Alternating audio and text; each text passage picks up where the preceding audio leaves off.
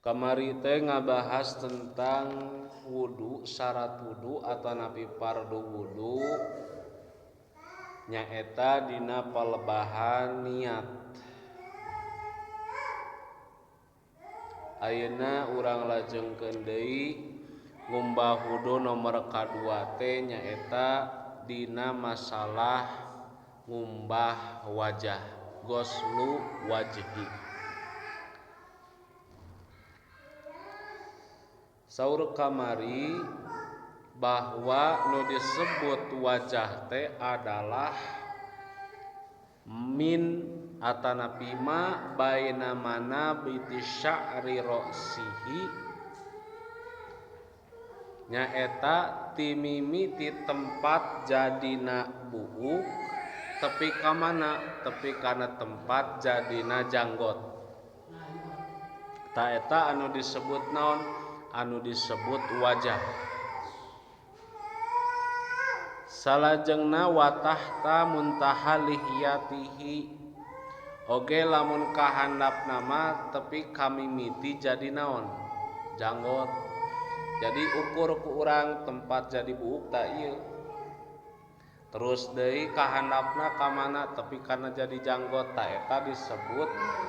tinggi wajah. Lalu lamun lebarna kumaha wama baina udunaihi ari lebarna mah tina mimiti ceuli ti dieu Mang Ido ceuli ieu ka dieu luhurna ka dieu ta eta disebut sabudeuran wajah. Maka nalika urang keur wudu wajib kakumbah sadayana Mang Bayu. Kade bisi wudu urang kieu hungkul sakieu cai teh ieu teu kakumbah. Tah eta naon teu sah wuduna. Tempat jadi buuk muhun jadi buuk ti dieu. Kumaha cenah lamun nu botak panjang ka tukang tah jadina teh ti dieu buukna teh. Apakah ia termasuk wajah? Tah nu disebut tempat jadi buuk kagaliban kabiasaanna belah mana nya belah dieu. Kumaha lamun botak sok sanajan botak tepi ka tukang siga misalkan wong pehung dengan apa sakieu ta orang Cina tukang lana mah diuntun panjang tah tetep we nu disebut wajah mati dieu mangpel teu kudu ti luhur ge wudu teh ti dieu geus we cekap ti dieu tina tempat jadi nabu buuk eta diantawisna. Lebarna sami antara cepil ieu jeung leb cepil kenca katuhu kedah kakumbah sabudeuranana. Terus naon deui nu wajib kakumbah teh perkara-perkara nu aya dina wajah saperti misalkan aya nu disebut bulu halis, aya deui kumis, aya deui naon ieu godeg tah kadi ieu godeg teh aya dina jero area wajah wajib kakumbah. Kumaha cenah lamun ieu si halis teh kandel tebal jadina teh nepi ka siga ieu naon teh siga sikat gitu tah siga sikat naon sikat seuseuh heuras kandel apakah kumaha engke ngumbahna kudu di kajero kana kulitna atawa cukup luarna hungkul. Lamun misalkan ipis kieu mah yakin kunaon cai teh tepi kana kulitna leres teu. Tapi lamun ketika kandel siga sikat atawa kandel siga naon siga tali misalkan lamun di kieu kieu teh hese dibukakeun teh rapet tah eta mah teu kudu dikumbah jeung jerona tos we luarna hungkul.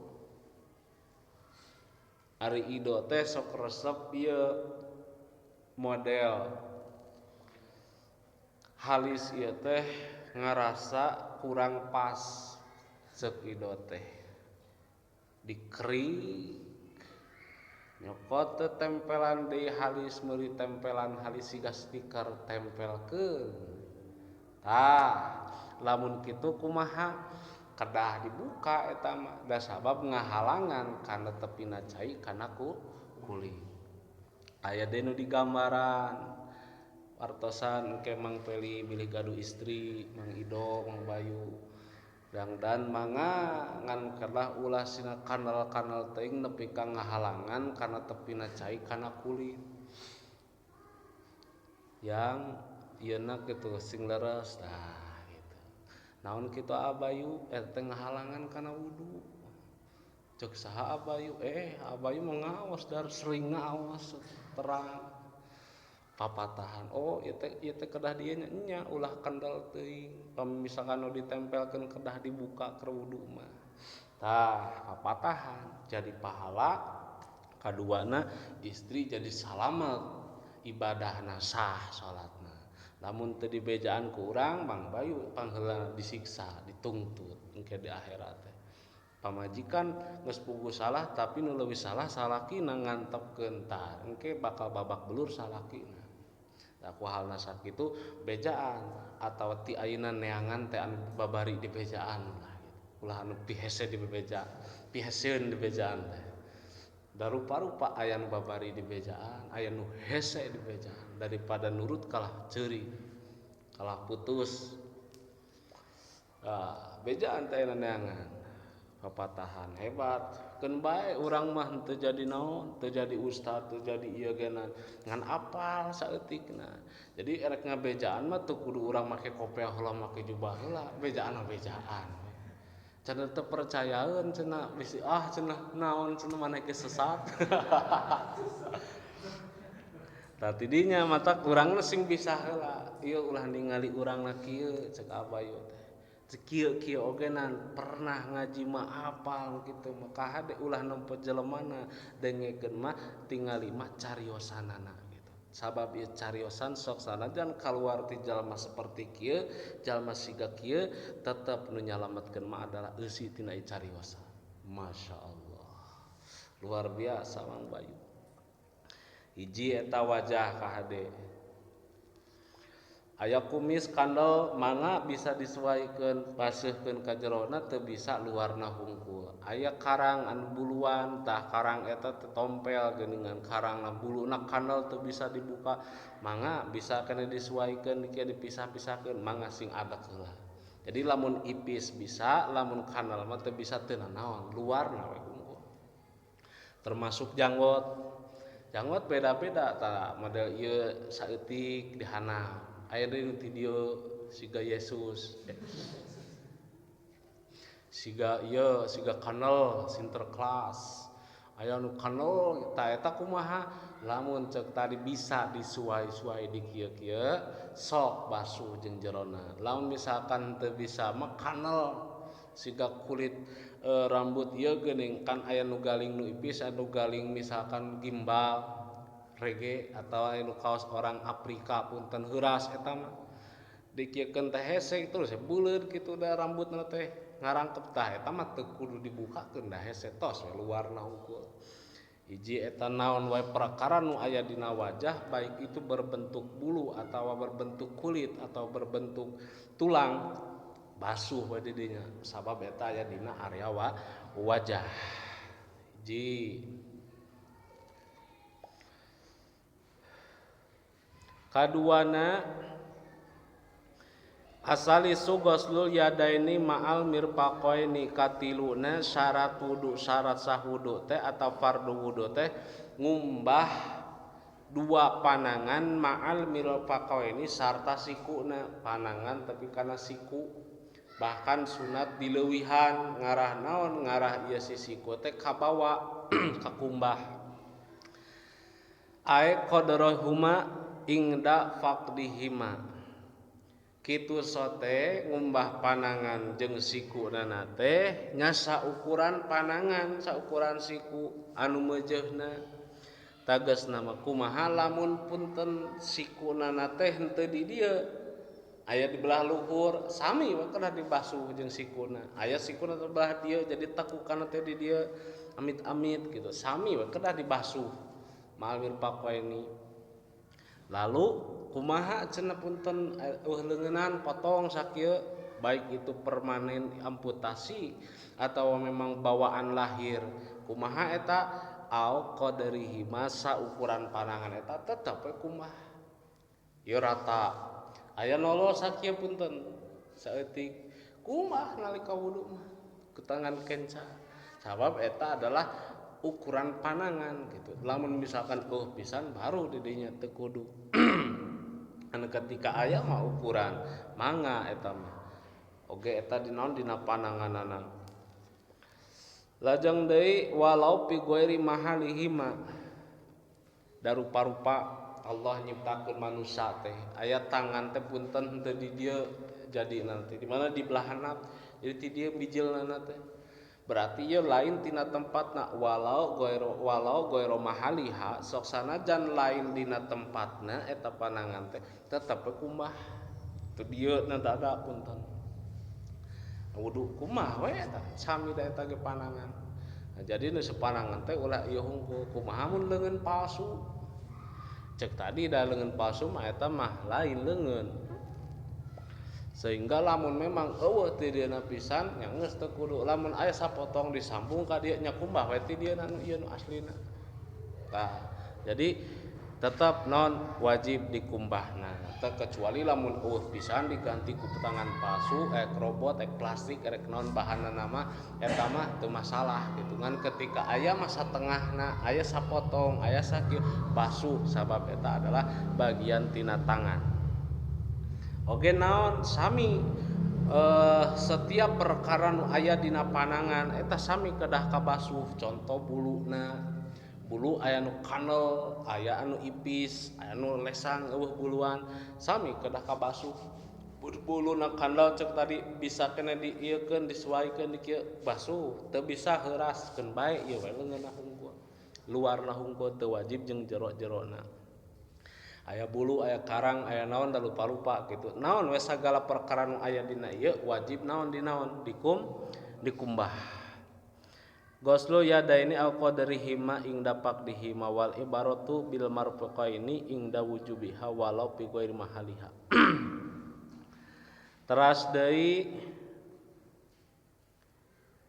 misalkan di dieu teh aya naon bulu nu tadi aya di punten kulit atawa aya di punten amit-amit jempol di dieu misalkan naon we anggota nu tumbuh di dieu sami kedah kabasuh atau aya tulang menonjol ka dieu tulang kaluar sami eta ge kedah dibasuh pokona perkara nu aya di pandangan ulah dilewat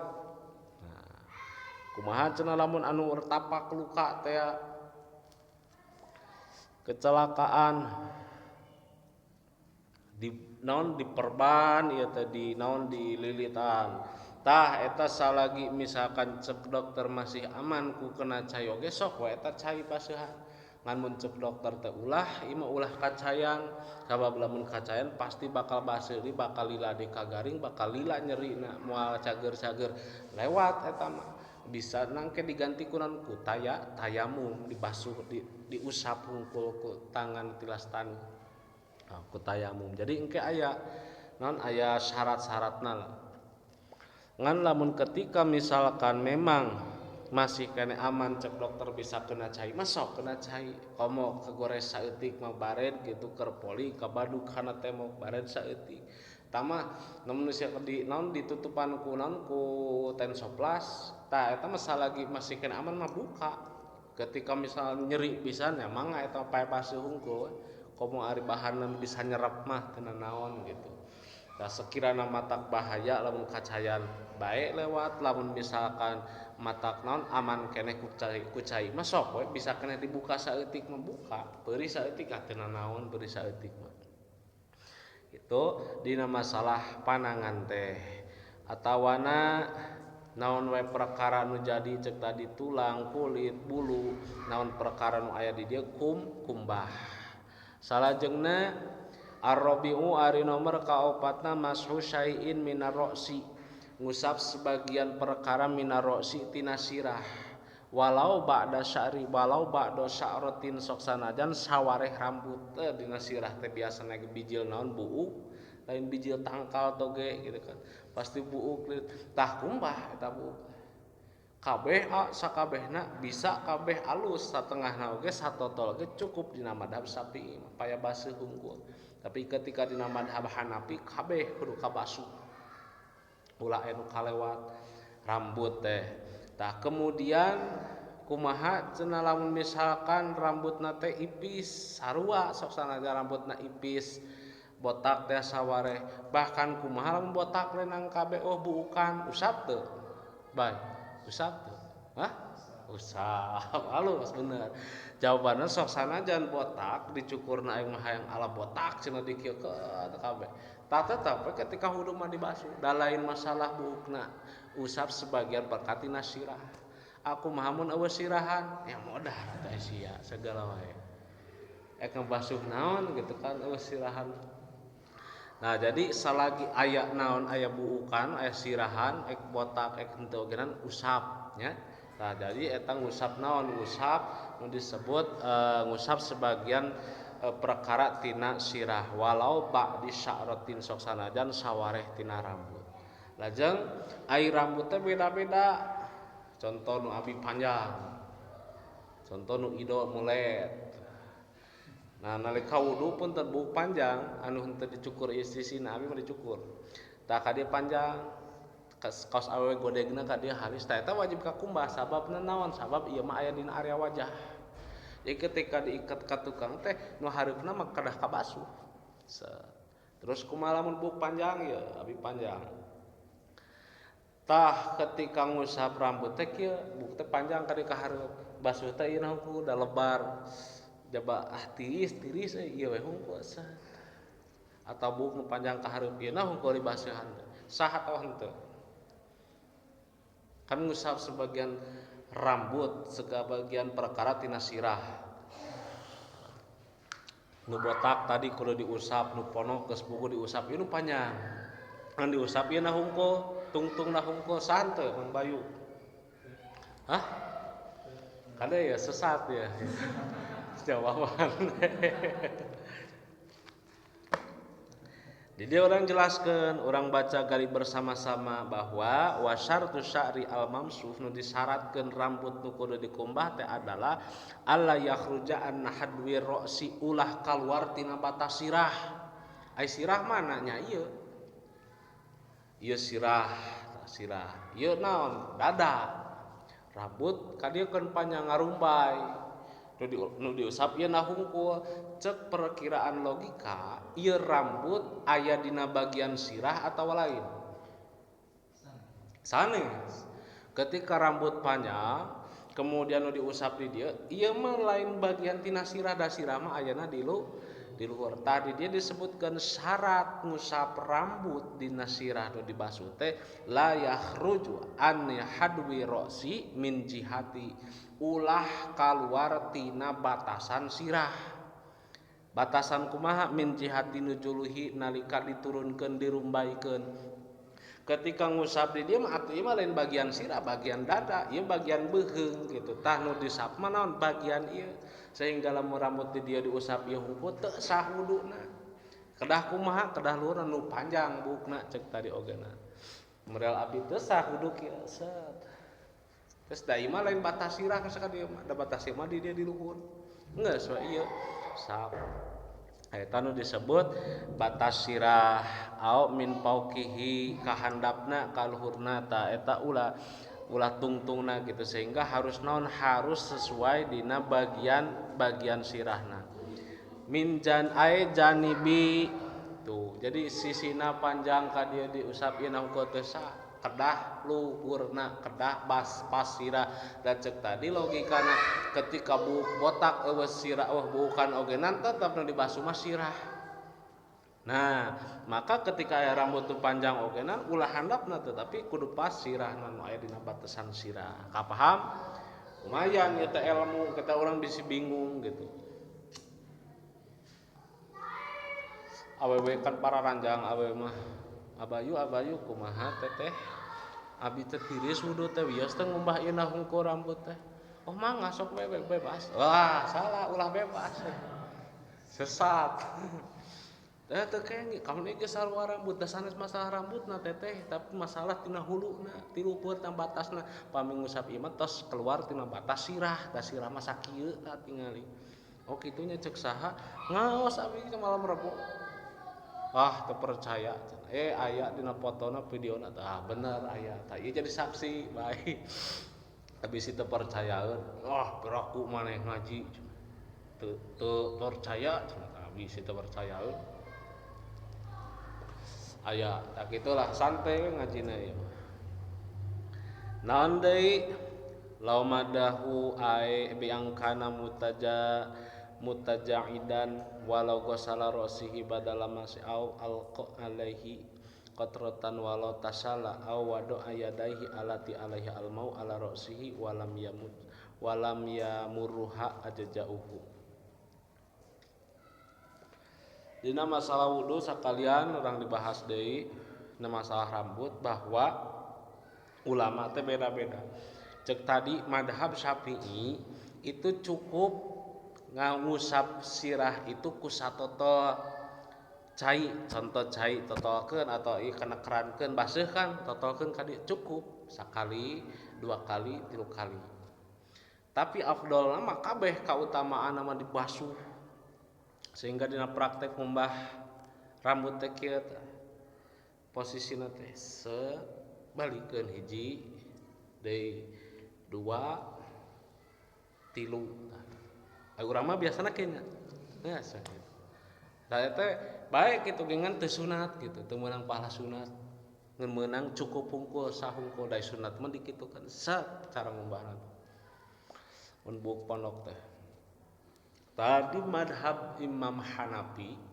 itu wajib sakabehna teu mun dikieu hungkul teh teu cukup teh sahuduna engke konsekuensina kumaha nalika pembatalan wudu ketika urang antel jeung pamajikan antel jeung awewe nu lain muhrim tegasna jeung ajnabi wudu urang batal teu batal menurut madhab Syafi'i tetapi menurut madhab Imam Hanafi henteu batal tah urang teh kieu misalkan Mang Bayu teh geus beres wuduna teh madhab Syafi'i tadi teh wuduna nu satotol ieu nalika pembatalan wuduna nyokot kana madhab Imam Hanafi bahwasanya dina madhab Hanafi mah paantel kulit lalaki jeung awewe setelah wudu teh henteu batal wuduna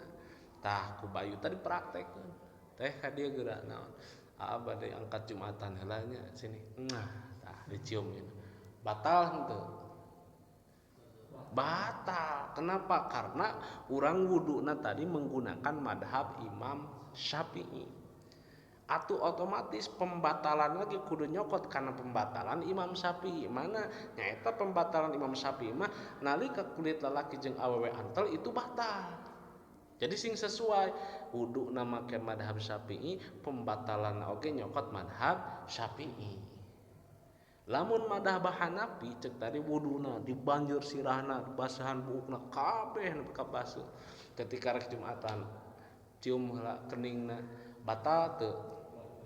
batal da eta mah madhab Imam Hanafi jadi dina pembatalan ogenan dina antel kulit henteu batal tah nu salama lamun urang dicampurkeun ai wuduna hoream dibanjur kabeh ari rek Jumatan hayang nyium heula pamajikan batal teh eta mah ngaranna mencampurkan madhab talpek ngaranna madhab ieu jeung madhab campurkeun ketika engke ka akhirat ditanya maneh wudu make madhab Hanafi madhab Hanafi nyaeta naon madhab Syafi'i eta nu satotol ieu ai pembatalanna madhab Hanafi ceuk Imam Syafi'i maneh lain madhab urang sabab dina pembatalan maneh nggunakeun madhab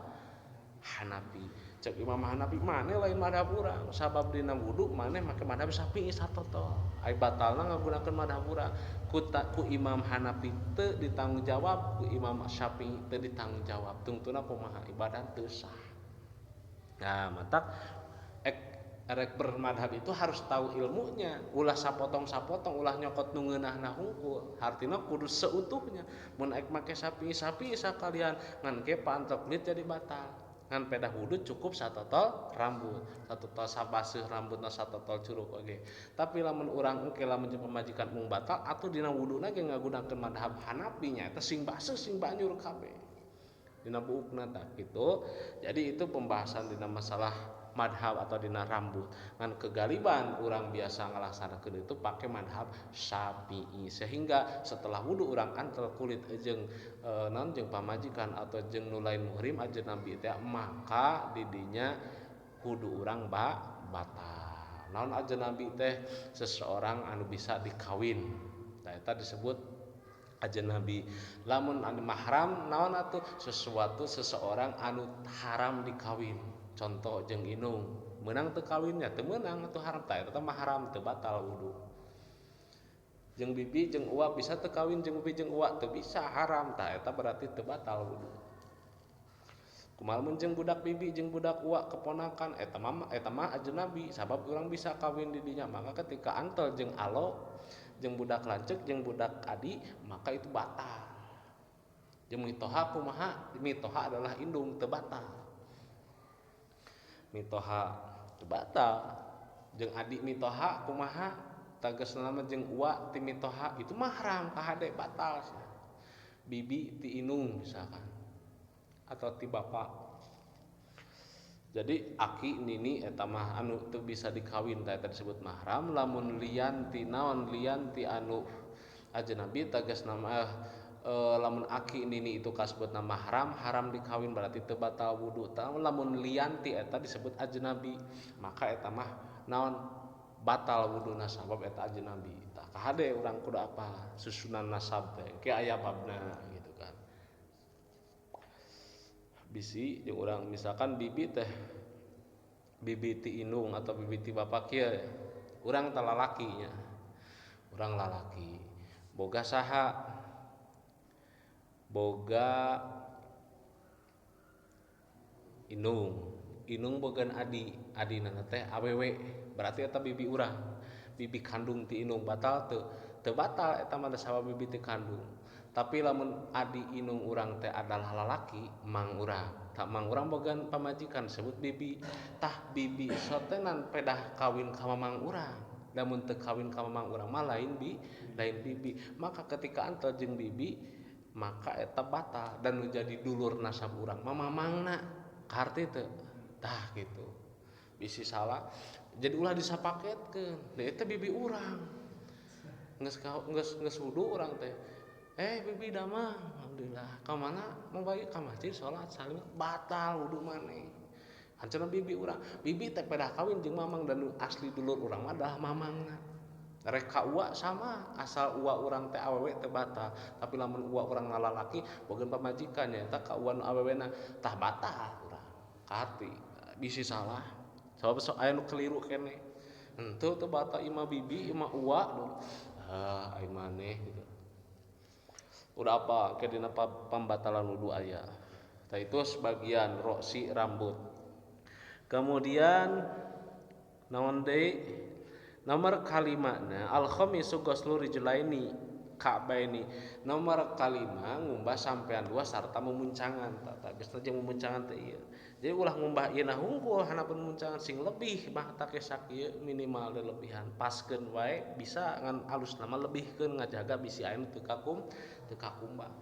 pun sama cek tadi rek aya perkara naon wae dina area suku wajib kakumbah aya bulu aya kutil aya curug de aya leungeun aya naon aya daging gitu wajib dikumbah nu aya di dieu mah tah lamun misalkan anu di dieu teu wajib dikumbah di dieu mah bulu kan naon gitu wajib sakieu eta dina batasanna kuku hanapeun kuku engke aya permasalahan cek sebagian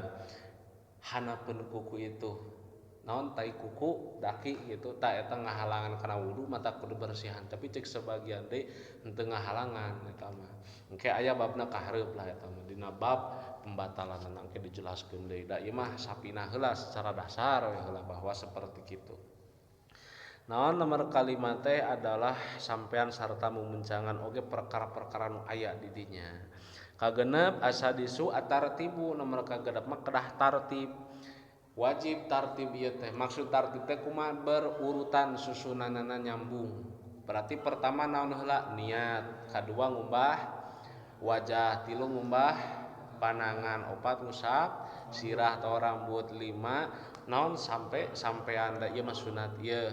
Tah kudu berurutan maka lamun wuduna wudu heula tanangan kemudian sampean rambut sampean tangges geus beres eta kakara niat teu sah teu berurutan dan niat heula nu kahiji atau niat heula nawaitu wudu fil hadasil asgari fardhu lillahi ta'ala langsung ngumbah naon panangan langsung ngumbah naon sirah langsung ngumbah naon sampean terakhir ngumbah beungeut berurutan henteu tartib teu sah kada berurutan we ti mana dalilna naon alasanna make kudu tartib alasan dalilna itu adalah dina Al-Qur'an nyaeta dawuhan Allah a'udzubillahi minasyaitonir rajim bismillahirrahmanirrahim Fagsilu wujuhakum wa aydikum ila marafiqi wamsahu biru'usikum wa arjulukum ilal ka'bain. Fagsilu kudu ngarumbah aranjeun kabeh wujuhakum kana wajah hiji wajah wa aidikum dua panangan ila marafiq nepi kana sikuna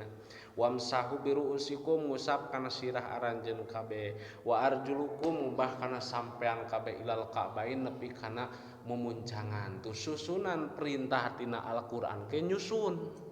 sehingga urang dina pelaksanaan pun harus nyusun tah itu dalil tartib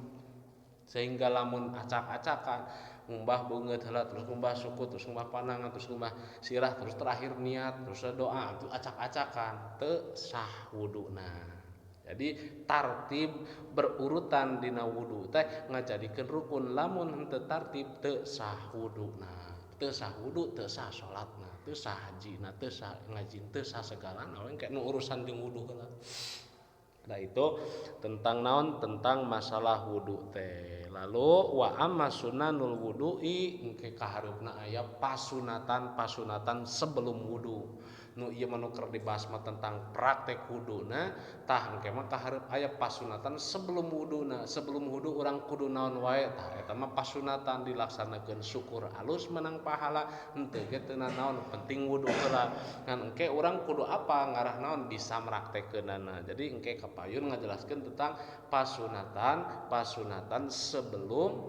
wudu nu ayeuna keur dibahas mah tentang wudu sakitu mudah-mudahan manfaat bisa pertarosan silahkan. Assalamualaikum warahmatullahi wabarakatuh.